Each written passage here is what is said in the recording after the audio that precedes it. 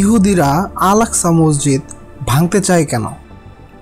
আল আকসা মসজিদ ইসলাম ধর্মে মুসলমানদের কাছে তৃতীয় পবিত্র স্থান। মুসলমানদের বিশ্বাস রাসূল মুহাম্মদ সাল্লাল্লাহু আলাইহি ওয়াসাল্লাম এখানে এসে মিরাজ গমন করেন। ইহুদিদের জন্য জেরুজালেম তাদের ধর্মীয় রাজধানী, কারণ এখানেই এক সময় ছিল তাদের প্রথম এবং দ্বিতীয় মন্দির, যেগুলো ধ্বংস হয়ে গেছে। এই পবিত্র স্থানগুলো একই এলাকায় অবস্থিত। মুসলিমরা যাকে বলে হারাম আল শরীফ আর ইহুদিরা বলে টেম্পল মাউন্ট।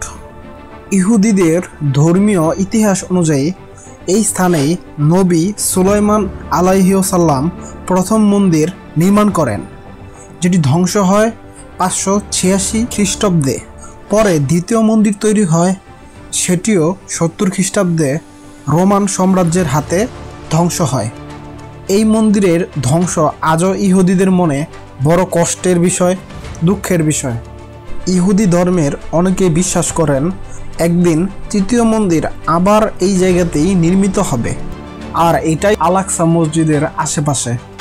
ইহুদিরা বিশ্বাস করে আল আকসা মসজিদ মুসলমানদের দখলে থাকায় তারা নিজেদের ধর্মীয় অধিকার থেকে বঞ্চিত হচ্ছে। আল আকসা ভেঙে সেখানে তৃতীয় মন্দির নির্মাণ করা ধর্মীয়ভাবে তাদের একটি দায়িত্ব। তারা এটিকে ঈশ্বরের আদেশ হিসেবেও দেখেন। এই আদেশ পালন করার জন্যই তারা আল আকসা মসজিদকে ভাঙতে চায়।